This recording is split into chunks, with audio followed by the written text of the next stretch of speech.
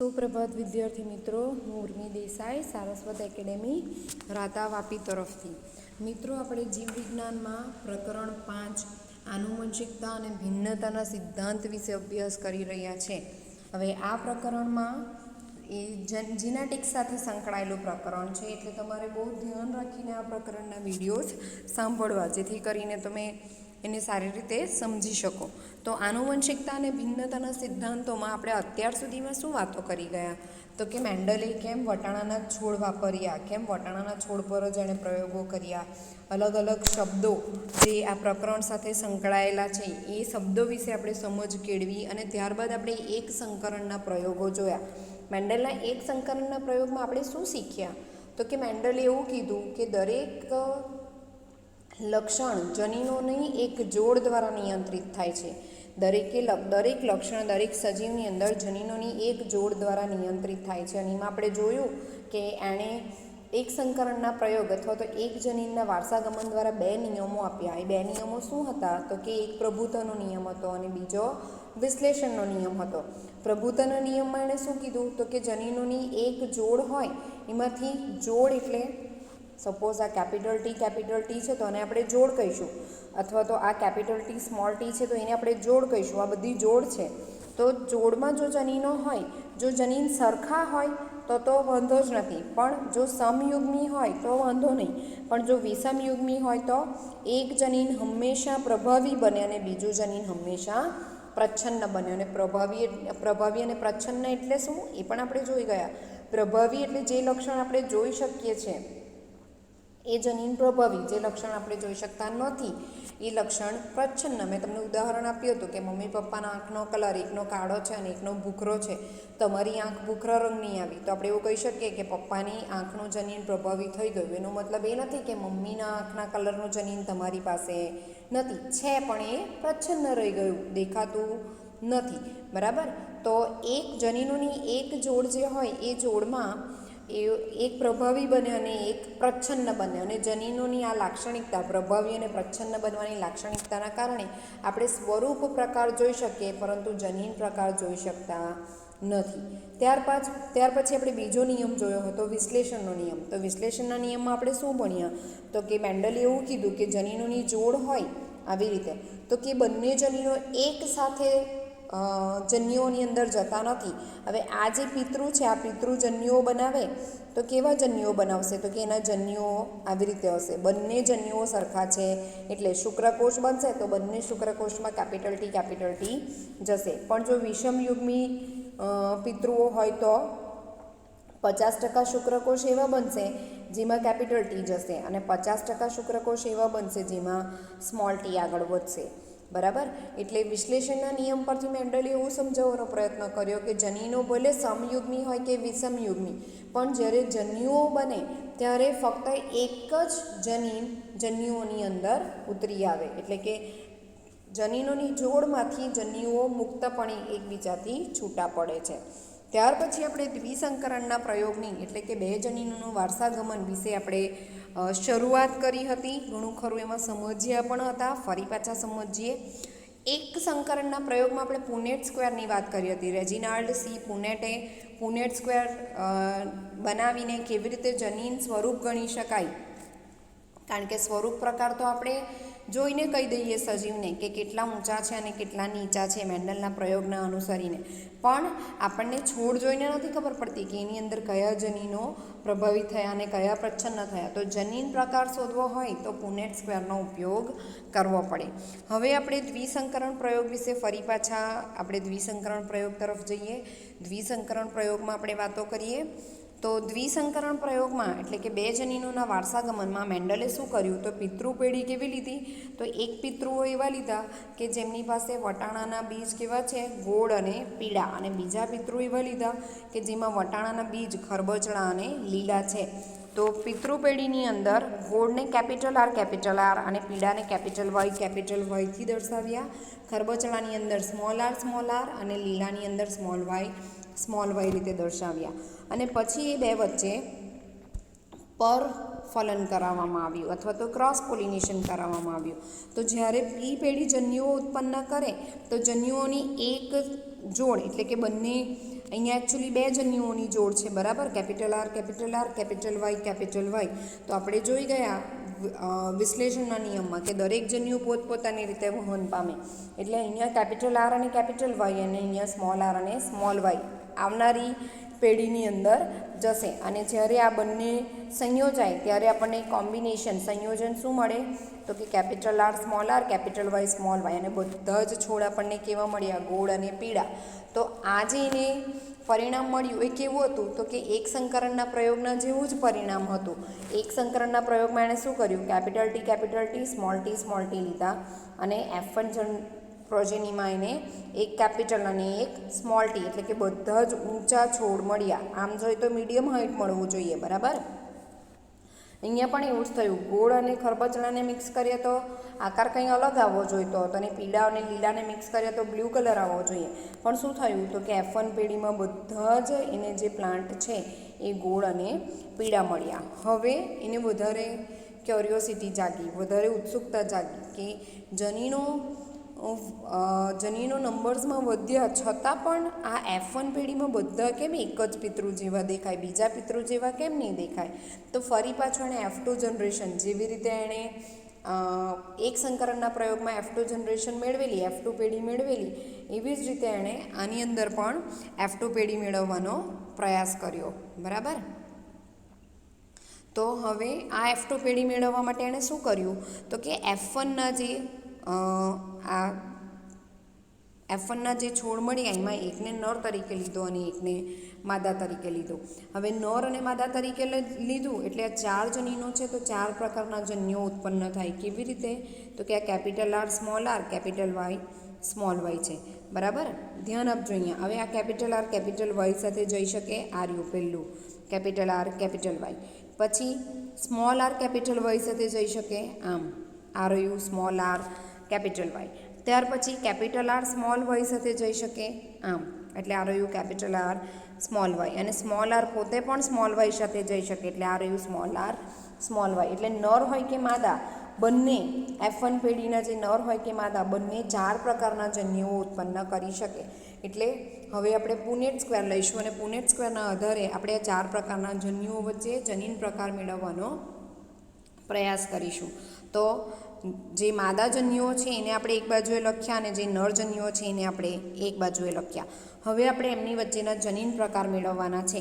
તો આ પહેલો જન્યુ છે એને આની સાથે દર્શાવો, સંયોજન આની સાથે. તો શું આવ્યું?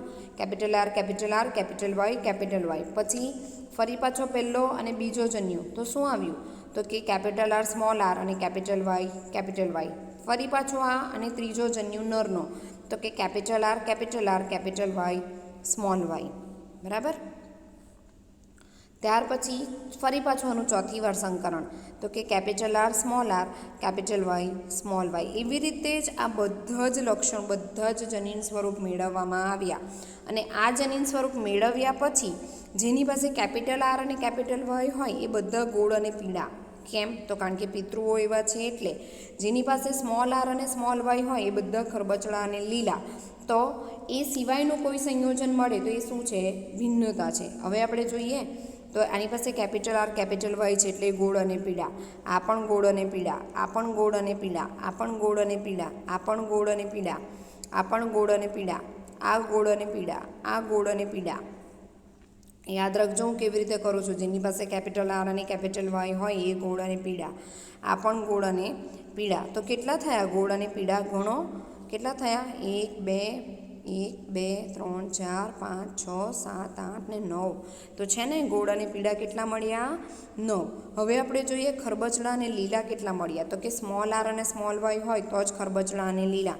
બધામાં તમે જોશો તો છેલ્લું એક જ મળ્યું, સ્મોલ આર અને સ્મોલ વાય. એટલે ખરબચડા અને લીલા કેટલા? એક જ. તો ફરી પાછું આ જે પરિણામ છે 9:1 આપણે વચ્ચેના બે પછી જોઈએ. 9:1 કોની સાથે મળતું આવ્યું? તો કે એક સંકરણના પ્રયોગ 3:1 સાથે મળતું આવ્યું ને. ખાલી જનીન અહીંયા વધી ગયા, જન્યુઓ વધી ગયા એટલે આ રેશિયો વધી ગયો, બરાબર. હવે આપણને અહીંયા વધારાનું શું મળે છે? તો કે કંઈક સંયોજન મળે છે. આર્યું ગોળ લીલા અને ખરબચડા પીળા, આવું તો આપણી પાસે છે જ નહીં, આપણે લીધેલા જ નહીં. તો કેવી રીતે આવ્યા? તો કે આપણે લિંગી પ્રજનન કરાવીએ છીએ, એટલે લિંગી પ્રજનનના કારણે અહીંયા ભિન્નતા સર્જાઈ, આપણને એવા મળ્યા. ગોળ અને લીલા એટલે કેવા હશે? જેની પાસે કેપિટલ આર અને સ્મોલ વાય હોય, અને ખરબચડા અને પીળા એટલે સ્મોલ આર અને કેપિટલ વાય હોય. બરાબર? તો એવા કયા છે? આ સ્મોલ આર અને કેપિટલ વાય એટલે કયા? ખરબચડા અને પીળા. સ્મોલ આર કેપિટલ વાય, ખરબચડા અને પીળા, સ્મોલ આર કેપિટલ વાય, ખરબચડા અને પીળા. થઈ ગયા 3. જો ફરી પાછું તમને બતાવું. ખરબચડા અને પીળા શોધવા હોય તો small R capital Y, small R capital Y અને સ્મોલ આર કેપિટલ વાય. થઈ ગયા 3 ખરબચડા અને પીળા. અને ગોળ અને લીલા માટે કેપિટલ આર અને સ્મોલ વાય જોઈએ આપણને.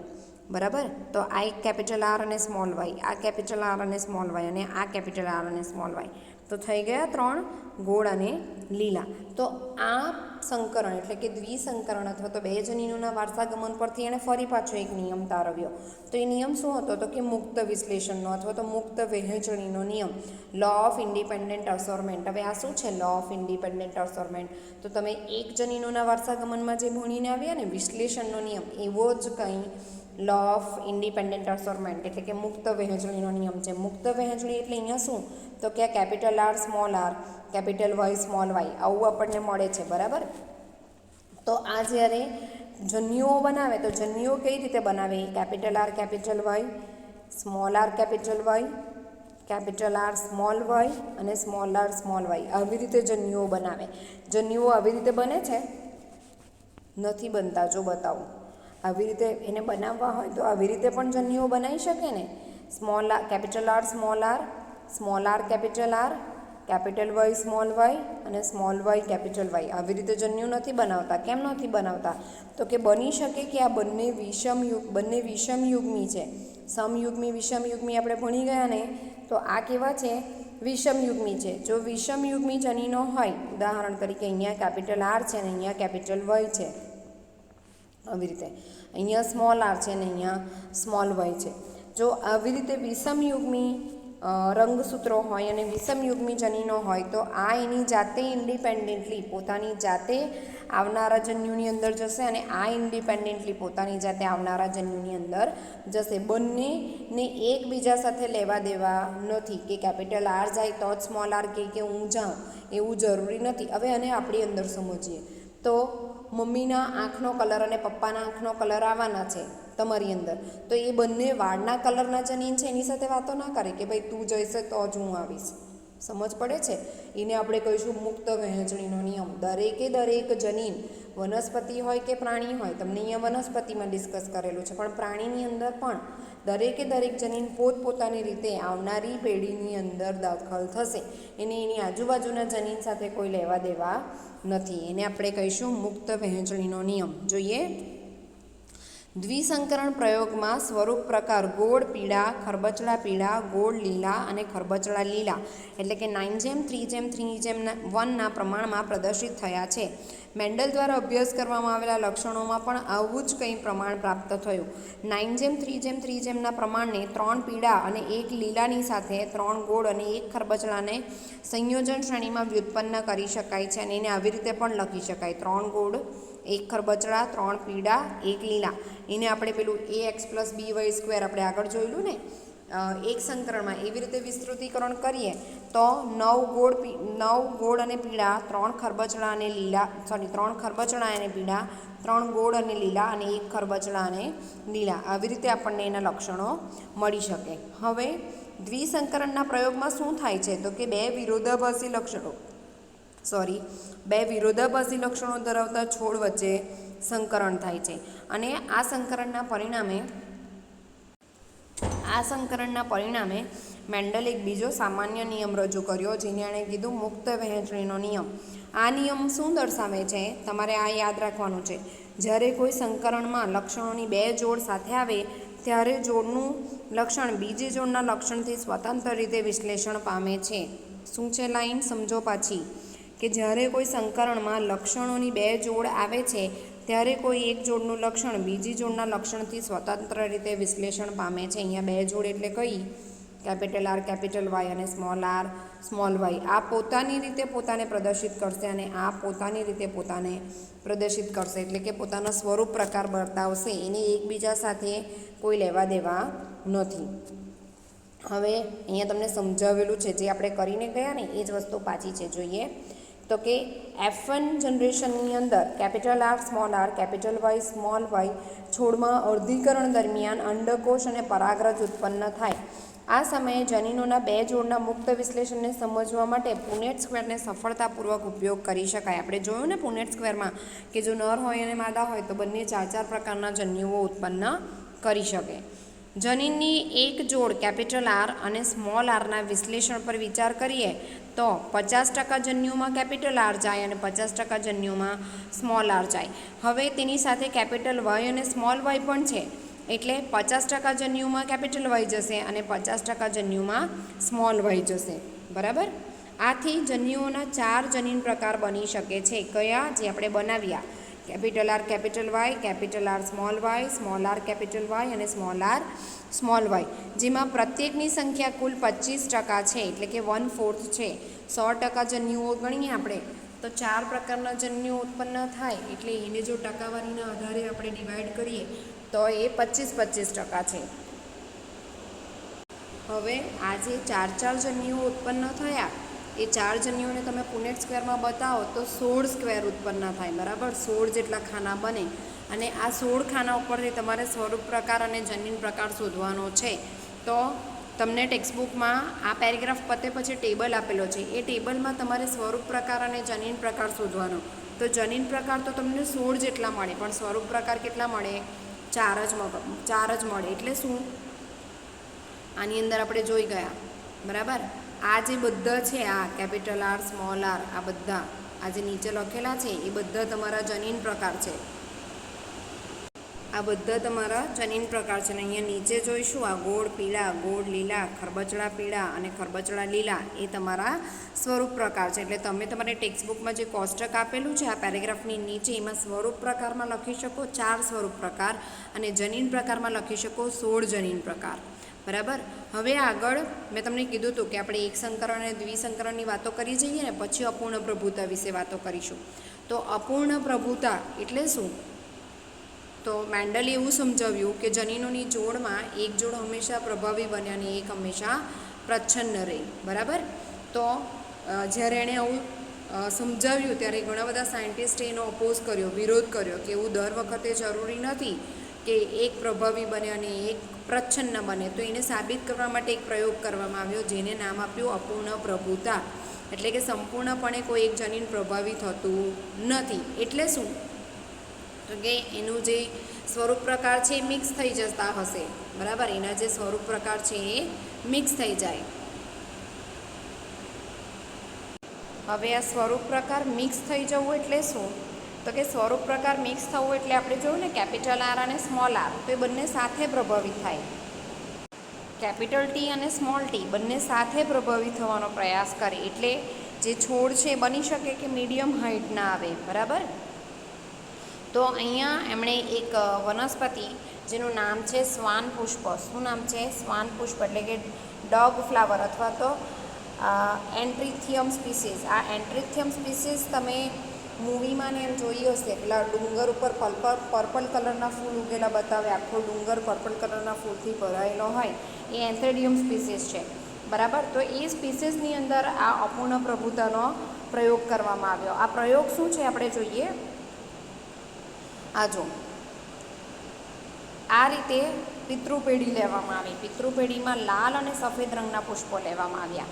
લાલ અને સફેદને મિક્સ કરીએ તો ગુલાબી બની આપણને. સ્વપરાગનયન પરપરાગનયન કરાવ્યું F1 પેઢી માટે તો ગુલાબી મળ્યા. તો મેન્ડલે તો કીધેલું કે કોઈ એક પિતૃને મળતા આવે, એવું તો અહીંયા થયું જ નથી. બરાબર.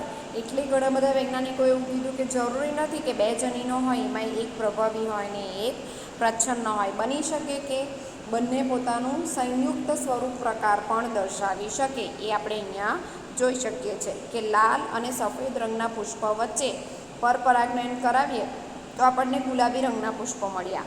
હવે F1 પેઢીમાં જો ગુલાબી રંગના પુષ્પો મળ્યા તો F2માં બધા ગુલાબી જ મળવા જોઈએ. પણ શું થયું? પાછું તો કે F2 પેઢીમાં જ્યારે પુનેટ સ્ક્વેર દ્વારા આપણે એનું પુનેટ સ્ક્વેર બનાવ્યું અને સમજવાની પ્રયત્ન કર્યા કે ભાઈ F2 સંતતિ કેવી મળશે, તો એક લાલ મળ્યું, એક સફેદ મળ્યું અને બાકીના બે ગુલાબી મળ્યા. મતલબ જનીનો આવનારી જે પેઢીઓ છે એમાં બની શકે કે પાછું એક પ્રભાવી એક પ્રચ્છન્ન બને. કેમ? તો કે આનો જનીન પ્રકાર શું છે? Capital R small R. બરાબર, કેપિટલ આર સ્મોલ આર ને ફરી પાછું કેપિટલ આર સ્મોલ આર સાથે તમે ફલન કરાવો, સ્વફલન કરાવો તો કેપિટલ આર સાથે જોડાઈ શકે, સ્મોલ આર સાથે જોડાઈ શકે, કેપિટલ આર સ્મોલ આર સાથે પણ જોડાય અને સ્મોલ આર કેપિટલ આર સાથે પણ જોડાય. એટલે આપણને આવા જનીન પ્રકાર મળ્યા. આવા જનીન પ્રકાર મળ્યા. બરાબર, જેમાં એક લાલ, બે ગુલાબી અને એક સફેદ. એટલે આપણને 1:2:1 પ્રમાણ મળ્યું. જો મેન્ડલે કીધેલું એ પ્રમાણે જોઈએ તો 3:1 પ્રમાણ મળવા જોઈતું હતું, પણ આપણને એવું પ્રમાણ મળ્યું નહીં. તો એને આપણે કહીશું અપૂર્ણ પ્રભુતા. એમાંથી કોઈ પણ એક જનીન સંપૂર્ણપણે પ્રભાવિત થતું નથી. બંને પોતાની સંયુક્ત અસરો દર્શાવે છે. તો આપણે હવે જોઈએ એનું ડિસ્ક્રિપ્શન. જ્યારે વટાણા પરનો પ્રયોગ અન્ય વનસ્પતિઓમાં અન્ય લક્ષણોની અભિવ્યક્તિ સંદર્ભમાં પુનરાવર્તિત કરવામાં આવ્યો ત્યારે ખબર પડી કે F1માં એવા સ્વરૂપ પ્રગટ થાય જે બે પિતૃ સાથે મળતા આવતા નથી. તેઓ વચગાળાના મળે છે. ઉદાહરણ તરીકે શ્વાન પુષ્પ એટલે કે સ્નેપડ્રેગન ફ્લાવર અથવા તો એન્ટીરિથિયમ સ્પીસીસ. હવે આ સ્નેપડ્રેગન ફ્લાવર અથવા તો એન્થિરેથિયમ સ્પીસીસને અપૂર્ણ પ્રભુતાના દ્રષ્ટાંત માટેનું શ્રેષ્ઠ ઉદાહરણ છે. જેમાં આપણે આગળ હમણાં જોયું કે શુદ્ધ સંવર્ધિત લાલ પુષ્પો લેવામાં આવે અને શુદ્ધ સંવર્ધિત સફેદ પુષ્પો લેવામાં આવે. તેમના વચ્ચે સંકરણ કરાવતા ગુલાબી પુષ્પો પ્રાપ્ત થયા. આ ગુલાબી પુષ્પો તો આપણે લીધેલા જ નહીં, છતાં પણ આપણને ગુલાબી પુષ્પો પ્રાપ્ત થયા. અને આ F1 સંતતિનું જ્યારે સ્વફલન કરવામાં આવ્યું તો એક લાલ, બે ગુલાબી અને એક સફેદ પ્રાપ્ત થયા. એક લાલ, બે ગુલાબી અને એક સફેદ પ્રાપ્ત થયા, જે મેન્ડલના એક સંકરણના પ્રયોગમાં સંભવિત ન હતું. મેન્ડલે શું કીધેલું? તો કે એક જ જનીનને વારસામાં ઉતરવું હોય તો એનું સ્વરૂપ પ્રકાર શું હોય? 3:1 અને તેનું પ્રચ્છન્ન પ્રમાણ પણ બદલાઈ ગયું. આ ઉદાહરણમાં કેપિટલ આર કારક એ સ્મોલ આર કારક પર સંપૂર્ણ પ્રભાવી ના રહ્યું. તેથી આપણને લાલ અને સફેદ દ્વારા ગુલાબી રંગ પ્રાપ્ત થયો. પ્રભાવિતતાની સંકલ્પનાનું સ્પષ્ટીકરણ. આવું કેમ થયું એનું કારણ આપેલું છે અહીંયા. હવે પ્રભાવિતા વાસ્તવિકતામાં શું છે? કેટલાક એલીલ પ્રભાવી અને કેટલાક પ્રચ્છન્ન કેમ હોય છે? એલીલ એટલે શું? બે સરખા જનીન. ઓકે, કેટલાક બે સરખા જનીન કેવા હોય? તો કે પ્રભાવી હોય અથવા તો પ્રચ્છન્ન હોય. આ સમજવા માટે આપણે જનીનોના કાર્યને સમજવું પડે. જનીનમાં વિશિષ્ટ લક્ષણને અભિવ્યક્ત કરવા માટેની માહિતી રહેલી હોય છે. આવશ્યક નથી કે એલીલની જોડ હંમેશા એવી જ હોય જેમ કે વિષમયુગ્મી. જો વિષમયુગ્મી જનીન હોય આવું તો બની શકે કે એક પ્રભાવી અને એક પ્રચ્છન્ન હોય, પણ જો બંને સમયુગ્મી હોય તો, એટલે કે કેપિટલ આર હોય તો કેપિટલ આર જ આગળ પાસ થવાનું છે. બરાબર, એટલે એક પ્રભાવી એક પ્રચ્છન્ન એવું થવાનું નથી. તેમાંથી એક એલીલની ભિન્નતાનું કારણ તેમાં આવેલા પરિવર્તન હોઈ શકે. એલીલમાં ચોક્કસ માહિતી સંગ્રહિત હોય છે જે રૂપાંતરિત થાય છે. ઉદાહરણ તરીકે એક એવું જનીન લેવામાં આવે જેમાં એક ઉત્સેચક બનાવવાની માહિતી હોય છે. આ જનીનના બંને પ્રતિરૂપો તેના બે એલીલ સ્વરૂપો છે. માની લઈએ કે તે સામાન્ય એલીલ એવો સામાન્ય ઉત્સેચક ઉત્પન્ન કરે છે જે એક પ્રક્રિયાથી એસના રૂપાંતરણ માટે આવશ્યક છે. રૂપાંતરિત એલીલ સૈદ્ધાંતિક રીતે નીચેનામાંના કોઈ ઉત્પાદન માટે જવાબદાર હોઈ શકે, જેમ કે સામાન્ય ઉત્સેચક અથવા તો ઓછી ક્રિયાશીલતાવાળો ઉત્સેચક અથવા તો બિનકાર્યક્ષમ ઉત્સેચક અથવા તો કોઈ જ ઉત્સેચક નથી. એટલે શું? તો કે આ અપૂર્ણ પ્રભુતા જે છે એ અપૂર્ણ પ્રભુતા એક ઉત્સેચકના જનીન દ્વારા સમજીએ તો કે ઉત્સેચકનો જનીન કેપિટલ ઈ કેપિટલ ટી આવો સમયુગ્મી હશે તો ઉત્સેચક બનવાનો જ છે. પણ વિષમયુગ્મી હશે તો આવો વિષમયુગ્મી બની ગયો તો આમાંનું કોઈ પણ રિઝલ્ટ આવી શકે. એનું સ્વરૂપ પ્રકાર આવી શકે કે ઓછી ક્રિયાશીલતાવાળો ઉત્સેચક ઉત્પન્ન થાય અથવા તો બની શકે કે સામાન્ય ઉત્સેચક પણ ઉત્પન્ન થાય. આ પ્રભાવી અને આ પ્રચ્છન્ન રહી જાય મેન્ડલના હિસાબે. અથવા બંને પ્રભાવી ન થાય તો બિનકાર્યક્ષમ ઉત્સેચક તો ઉત્પન્ન થાય પણ કાર્ય કરી શકતો નથી એવો ઉત્સેચક પણ બને, અથવા તો ઉત્સેચક બને જ નહીં એવું પણ થઈ શકે. તો એ છે અપૂર્ણ પ્રભુતાનો નિયમ. અપૂર્ણ પ્રભુતા હું તમારી અંદર સમજાવું તો મમ્મી અને પપ્પાનો આંખનો કલર આપણે વારે ઘડી એની જ વાત કરીએ જેથી કરીને તમને બધી કન્ડિશન્સ આ એક જ લક્ષણ પર સમજ પડે. મમ્મીના આંખનો કલર કાળો અને પપ્પાના આંખનો કલર બ્રાઉન છે, પણ તમારી આંખનો કલર બ્લુ આવ્યો તો એ અપૂર્ણ પ્રભુતા છે. બેમાંથી એક પણ પ્રભાવી થયું નહીં. બરાબર. તો આશા રાખું કે આ તમને અપૂર્ણ પ્રભુતા અને બે જનીનોનું વારસાગમન થોડી ઘણી સમજ પડી હશે. બરાબર. આ છે પેલા શ્વાન પુષ્પો જે મેં તમને કીધું. તમે આ પર્પલ કલરના પણ હોય છે, તમે મૂવીમાં ને એમ કદાચ જોયું હોય તો ડુંગર ઉપર આમ બહુ બધા આખો ડુંગર ભરાયેલો હોય આ પુષ્પોથી, જેને આપણે શ્વાન પુષ્પો કહીશું. ત્યાર પછી પહેલા કિસ્સામાં રૂપાંતરિત એલીલ એ રૂપાંતરિત એલીલના સમાન છે, એટલે તે એક જ સ્વરૂપ પ્રકાર સર્જે. તેના પરિણામ સ્વરૂપ પ્રક્રિયા એસનું રૂપાંતરણ થશે. આજે આપણે ઉત્સેચકનું ઉદાહરણ લીધું ને એની વાત છે. આ પ્રકારના એલીલની જોડ ખૂબ જ સામાન્ય છે, પણ એલીલ જો બિનકાર્યક્ષમ ઉત્સેચક અથવા ઉત્સેચક ઉત્પન્ન કરતા નથી તો સ્વરૂપ પ્રકાર ઉપર અસર થઈ શકે છે. સ્વરૂપ પ્રકાર અથવા તો લક્ષણો અરૂપાંતરિત એલીલના કાર્યો ઉપર નિર્ભર રહે છે. સામાન્ય રીતે અરૂપાંતરિત એલીલ જે વાસ્તવિક સ્વરૂપ પ્રકારનું પ્રતિનિધિત્વ કરે છે તે પ્રભાવી હોય અથવા તો રૂપાંતરિત એલીલ મુખ્યત્વે પ્રચ્છન્ન હોય. આ ઉદાહરણમાં પ્રચ્છન્ન એલીલના અભિવ્યક્ત થવાથી ઉત્સેચક બનતો જ નથી અથવા તો બને તો કાર્યક્ષમ હોતો નથી. આ જોયું ને આપણે કેપિટલ ઈ સ્મોલ ઈ. આવું જો એક પ્રભાવી અને એક પ્રચ્છન્ન રહી તો ઉત્સેચક બનવાનો જ, પણ જો કેપિટલ ઈ સ્મોલ ઈમાં આ પણ પ્રભાવી બનવાનો પ્રયાસ કરે અને આ પણ પ્રભાવી બનવાનો પ્રયાસ કરે તો પેલી 3 કન્ડિશન આવે કે ઉત્સેચક બને પણ બિનકાર્યક્ષમ બને, અથવા તો સામાન્ય ઉત્સેચક બને એવું પણ બની શકે, અથવા તો ઉત્સેચક બને જ નહીં એવું પણ બની શકે. તો એ છે અપૂર્ણ પ્રભુતા. બરાબર. અપૂર્ણ પ્રભુતા પછી છે સહપ્રભાવિતા. પણ મિત્રો આપણે સહપ્રભાવિતા હવે આગળના નેક્સ્ટ વિડીયોમાં સમજીશું. પણ એ પહેલાં સહપ્રભાવિતાનો આપણે સામાન્ય ખ્યાલ મેળવી લઈએ. અપૂર્ણ પ્રભાવિતા એટલે અપૂર્ણ પ્રભુતા એટલે આપણે જોયું કે બંને જનીનો સાથે જ પ્રભાવી થાય અથવા તો બંનેમાંથી એક પણ પ્રભાવી નથી થઈ શકતું, એટલે કંઈક અલગ જ સ્વરૂપ પ્રકાર આવે તો એ અપૂર્ણ પ્રભુતા. સહપ્રભાવિતા એટલે બંને જનીનો એક સાથે પ્રભાવી થાય અને બંને જનીનોના સ્વરૂપ પ્રકાર તમને જોવા મળે તો એ છે સહપ્રભાવિતા. આપણે એને સમજશું અને આજે ઉદાહરણ દ્વારા સહપ્રભાવિતા સમજે છે ને એ પણ બહુ સારી રીતે સમજશો. એક ઉદાહરણ તમને સહપ્રભાવિતા માટે અહીંયા આપી દઉં કે સપોઝ આપણે કૂતરા વચ્ચે પરફલન કરાવ્યું. જે નર છે એ સફેદ લીધો અને જે માદા છે એને ભૂખરી કે બ્રાઉન કલરની લીધી. બરાબર. તો હવે F1 પેઢીમાં સંતતિ કેવી આવે છે તો કે કંઈક અલગ સહપ્રભાવિતા એટલે આખું જે ગલુડિયું છે એ વ્હાઇટ કલરનું હોય અને એના પર બ્રાઉન કલરના ટપકા હોય, અથવા તો આખું ગલુડિયું બ્રાઉન કલરનું છે અને એના પર વ્હાઇટ કલરના ટપકા હોય. આવું જો થાય તો એ સહપ્રભાવિતા. માતા અને પિતા બંનેના જનીનો એક સાથે પ્રભાવિત થયા તો એને આપણે કહીશું સહપ્રભાવિતા. આપણે આ સહપ્રભાવિતા આપણા રુધિર જૂથની અંદર ભણવાની છે. તમને મજા આવશે સહપ્રભાવિતા ભણવાની. તો અત્યાર સુધી આપણે એક સંકરણ, દ્વિસંકરણ અને અપૂર્ણ પ્રભુતા જોયું. એને આપણે એક જ વાક્યમાં વર્ણવીએ તો એક સંકરણ એટલે કે જનીનોની એક જોડ એક જ લક્ષણનું નિયંત્રણ કરે જેમાંથી એક પ્રભાવી બને અને એક પ્રચ્છન્ન બને.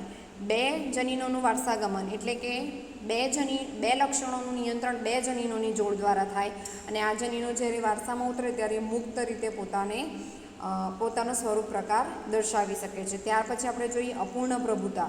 અપૂર્ણ પ્રભુતામાં આપણે સમજ્યા કે એવું જરૂરી નથી દર વખતે એક પ્રભાવી બને અને એક પ્રચ્છન્ન બને. બની શકે કે કોઈવાર બંને સાથે ભેગા મળીને પણ પોતાનો સ્વરૂપ પ્રકાર દર્શાવે. અને આ ચોથું છે સહપ્રભાવિતા એટલે કે બંને જ જનીનો પ્રભાવી થાય અને બંને પોતપોતાના સ્વરૂપ પ્રકાર દર્શાવશે. બરાબર મિત્રો. તો અહીંયા જે આપણે અટકાવીએ છીએ, હવે આપણે આગળના નેક્સ્ટ વિડીયોમાં સહપ્રભાવિતા વિશે સમજીશું.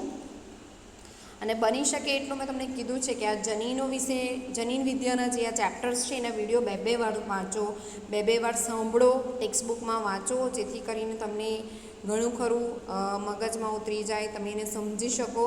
અને આપણે મળીએ જ છીએ તો આપણે ત્યારે ક્લાસની અંદર પણ એને ચર્ચા કરીશું. ત્યાં સુધી આવજો મિત્રો.